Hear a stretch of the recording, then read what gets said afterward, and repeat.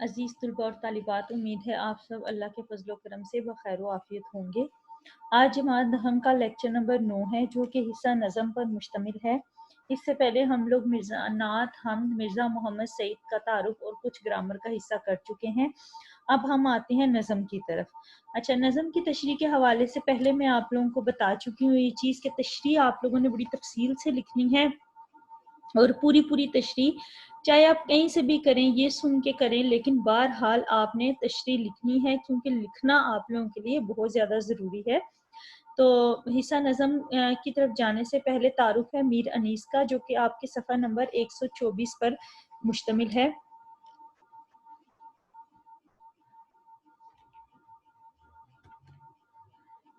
میر انیس 1800 سے لے کر 1874 تک۔ میر انیس کا اصل نام سید ببر علی اور تخلص انیس تھا۔ آپ فیض آباد میں پیدا ہوئے۔ فارسی اور عربی اپنے والد میر خلیق سے پڑھی۔ دیگر مروجہ علوم فیض آباد کے ایک عالم میر نجف علی سے حاصل کی۔ مروجہ علوم یعنی کہ رائج علوم جو کہ اس وقت پڑھائے جا رہے تھے۔ حصول تعلیم کے ساتھ ساتھ شہ سواری اور سپاہ گری کے فن بھی سیکھے۔ میر انیس موزوں طبع تھے۔ ان کے خاندان کے اکثر لوگ شعر کہتے تھے۔ فیض آباد کے جس ماحول میں میر انیس پروان چڑھے، اس میں ہر طرف شاعری کا چرچا تھا۔ اس ادبی فضا نے میر انیس کے طبی رجحان کو جلا بخشی۔ اب شاعری کا چونکہ وہ دور تھا، اس لیے اس وقت جو ہے ان کی شاعری کی جو شوق تھا اس کو اور زیادہ جو ہے وہ جلا ملی، اور بچپن ہی سے شعر کہنے لگے۔ جلا ملی یعنی کہ روشنی ملی، ان کو رہنمائی مل گئی کہ ہاں اب یہ میرا طبی رجحان ہے، اور اس میں مجھے ماحول بھی ایسا مل گیا، تو اس صورت میں شعر زیادہ اچھے کہہ سکتا ہوں۔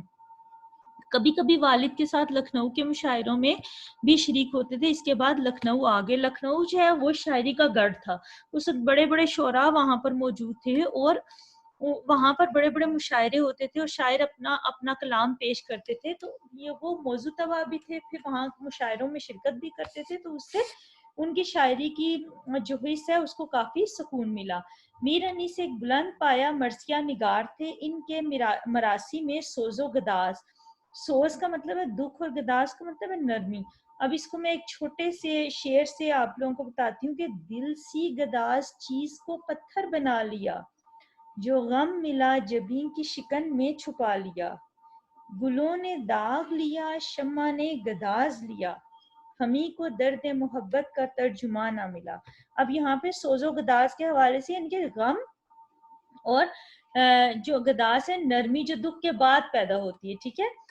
کردار نگاری یعنی کہ کردار کے بارے میں کسی کردار کے حوالے سے لکھنا، جذبات نگاری، ٹھیک ہے۔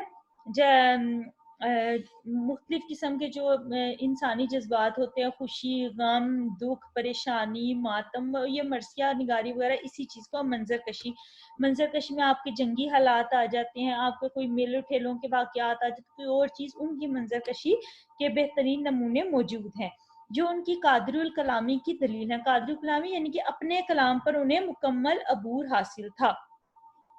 انہوں نے واقعات و جذبات کے نہایت خوبصورت مرقع پیش کیے ہیں۔ مرثیہ پڑھنے کا انداز ایسا تھا کہ سماع باندھ دیتے تھے۔ اردو کے معروف محقق حافظ محمود شیرانی کے بقول وہ اقلیم مرثیہ گوئی کے شہنشاہ تھے۔ اقلیم دولت کو کہتے ہیں، مرثیہ گوئی یعنی کہ مرثیہ کہنے کا جو ہنر تھا۔ میر صاحب بہت پرگو تھے، انہوں نے متعدد مرثیے لکھ ڈالے، اور کوئی مرثیہ 150-200 بند سے کم کا نہ ہوگا، لیکن باوجود پرگوئی کے ان کے کلام میں کہیں ابتذال یا عامیانہ پن نہیں آنے پایا۔ یہ نظم ان کے ایک طویل مرثیے کا حصہ ہے، جو ان کے تخیل، منظر نگاری اور لفظی تصویر کاری کی عمدہ مثال ہے۔ ان کے کچھ مراثی انتخاب مراثی انیس کے نام سے، مجلس ترقی ادب لاہور سے، اور انیس کے مرثیے 2 جلدیں مرتبہ صالحہ عابد حسین، رباعیات انیس و انیس کے سلام نامی کتب بھارت سے شائع ہو چکے ہیں۔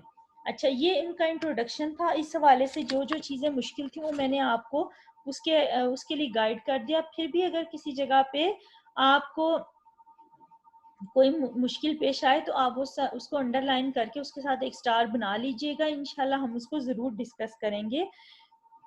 ایک چیز میں نے لاسٹ لیکچر میں بتائی تھی کہ یہ والی جو اب میں آپ کو انٹروڈکشن کرواؤں گی ان کے سوالات آپ نے خود بنانے ہیں. تو درج بالا تعارف میں کم از کم 10 سوالات آپ نے خود بنانے، ان کے جوابات تحریر کرنے ہیں. سوالات آپ کے مناسب ہونے چاہیے اور تعارف سے متعلق ہوں.